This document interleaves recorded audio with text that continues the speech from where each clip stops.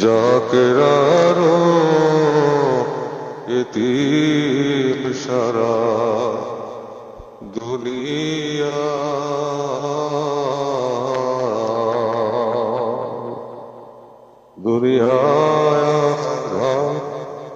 হইল মুরিদার হইল কারা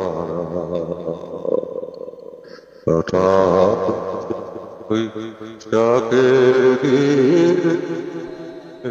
কি ঘর তাইলে রক্ত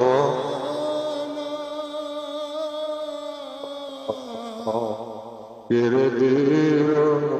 নূরের পুতুল কলিজা হইল